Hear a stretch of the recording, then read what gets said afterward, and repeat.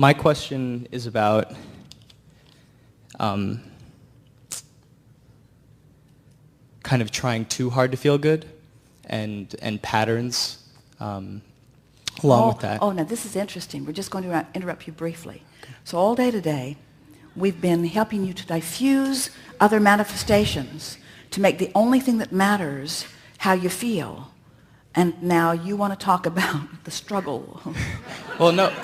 My issue is not trying to find happiness outside myself. Yes. It's that I'm really good at working on being happy, but then it kind of resets.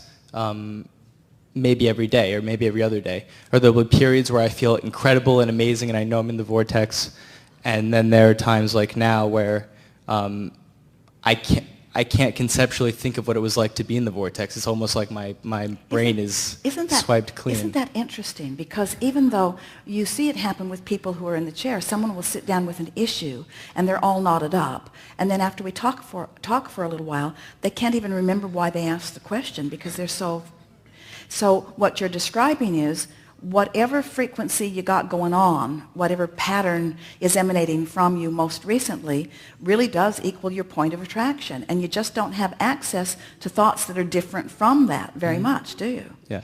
So the solution is, and it's fairly recently that we've been speaking it, just try to get general in your conversation about not being where you want to be. And there's something really diffusing about the generality that lets it shift. Want to talk about something specific? Yes. I've picked up a pattern recently around people. I don't know why. I used to be really outgoing and really out there, and something happened in the last 2 or 3 years, and I keep creating the same story. Great example, I just came back from a 3-month backpacking trip. And it was a great experience because I'd go to a different hostel and meet a completely different group of people, but I was creating the same events over and over again. They were following you from place to place. Exactly. And the worst part is now is that I know that I'm creating it and I can't. Well, that's the best part. I know it's the best. Because if you know you're doing it, then you have control about it. Yes. So it's far better to know that you created it rather than some God who's mad at you. Yeah. Well, no, I know that I know it now, but now my work is working on it, and it's really difficult. All right, so give us some specifics. So I have this story that people's first impressions of me are that they don't like me, and I don't know why. I think they're off-put by me for some reason. And then when I leave the situation, I can kind of put myself in a better place, talk about how, great I can be and that I'm a great person. And then when I get thrown right back into a situation, it's like my energy's drained. And here's something that's really interesting. And it's something that most people are unaware of. But you ought to be aware of it because we've talked about things like it for a long while. So we're just going to create this basis of understanding, and then everything's just going to click into place for you. Most of this you could speak clearly to us, but there's a missing piece for you that you're about to feel break loose. So we all know about law of attraction, and you get it, that wherever you've got your radio dial set, that's what's going to come back to you.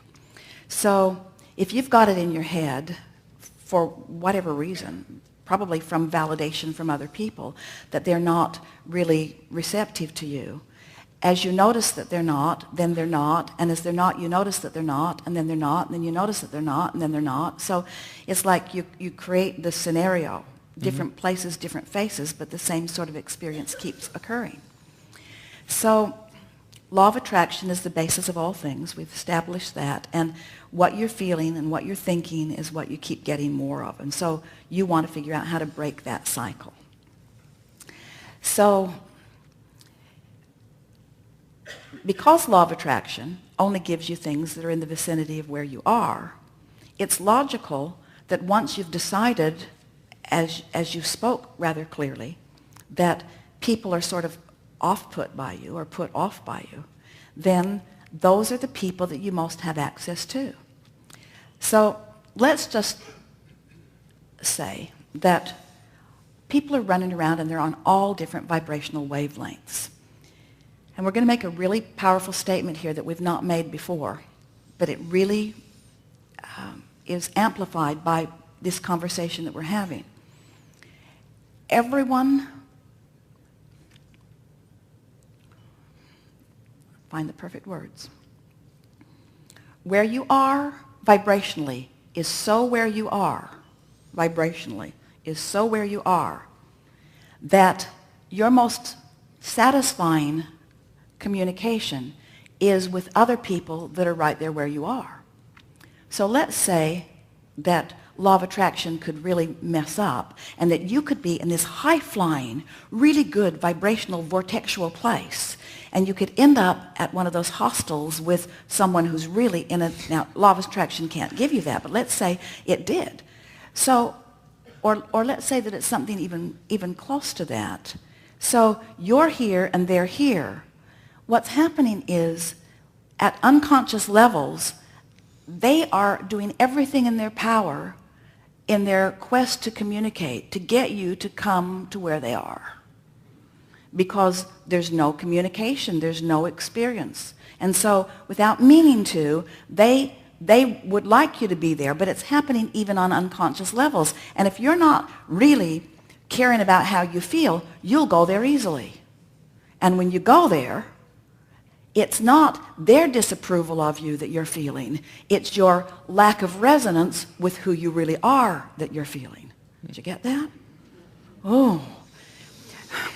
People have been saying things for a while like, well, they're just trying to bring you down to their level. Well, they are.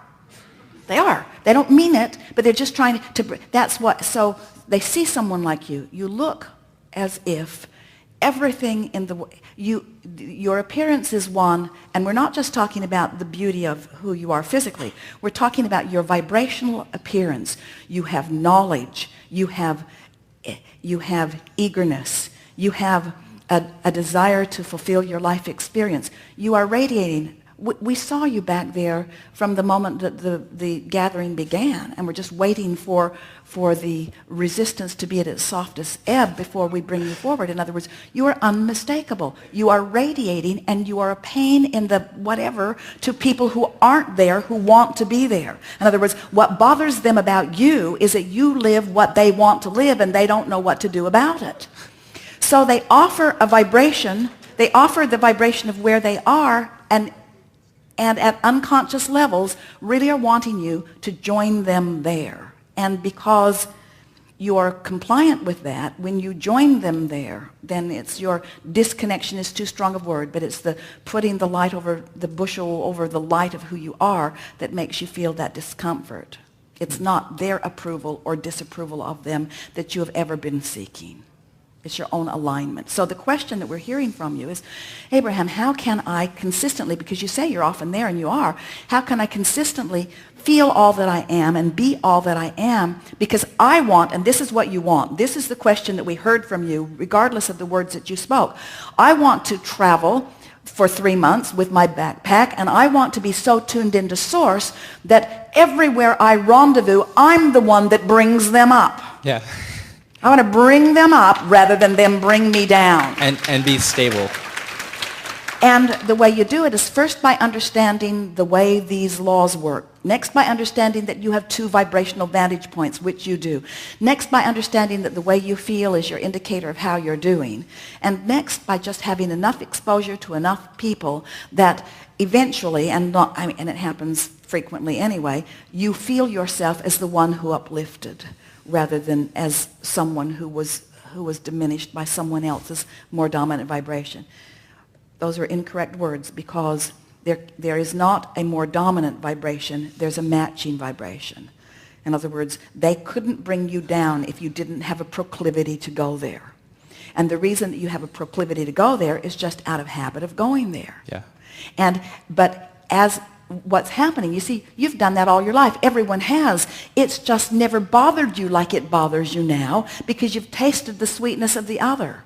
In other words, your standards are now higher. You're not willing to go there. Oh, and then there's other stuff. They talk drivel. They talk about unimportant things. They're just going on and on about things that are so not important. In other words, there's so many more meaningful things that you could be talking about than the things that most people are talking about because they're not knowing what you're knowing.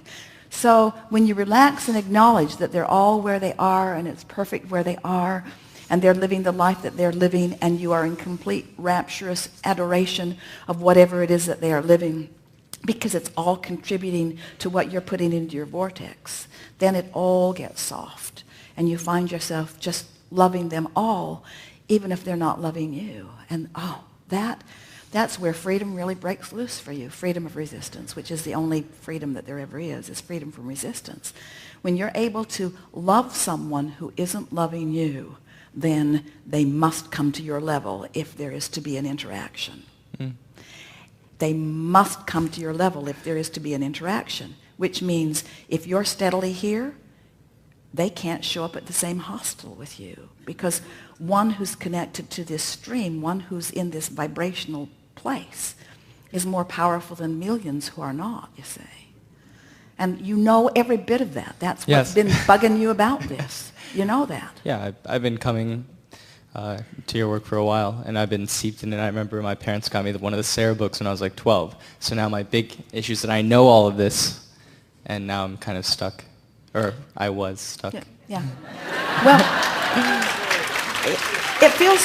it feels stuck in any moment that you're not being who you are, except you have the knowledge to know that there's no such thing as stuck. That's why you corrected your statement so easily. Yeah. And now, don't you feel completely different than you felt when you first talking? I mean, understanding it, doesn't it help? So now, if you were just coming to the chair now, and you were wanting to have this conversation, how would it sound now? I like being who I am, and often I am. And I want to be who I really am more often. And I want to attract people that are on my same vibrational wave. And how would I know that I'm not being, how would I know the sweetness of being who I am if I never had a moment of not being who I am? How would I know? How could I discern? And so isn't it all good? Yes, and I realize that. And why do I want to attract people on my wavelength? Now we want to talk about this. Why do you want to attract people on your wavelength? We're going to answer it for you. Because it's evidence of my alignment, which is what I really want. Let's get that in the proper perspective. Because some might say, I want to attract people on my wavelength because it feels better when it happens. But I want to attract people on my wavelength because I want to be on my wavelength. That's why. It's my wavelength that is the operative word here, not the attraction of others that confirm it and compound it and enhance it and affirm it. I want to be on my wavelength because nothing else is satisfactory to me. Nothing else is tolerable to me. I don't want to be in a moment out here on the leading edge without my inner being there. I want to be tuned into who I am so that when they show up at the party, they're tuned into who they are because that's the party I want to go to. Right? Yes. Really good. Really, really good.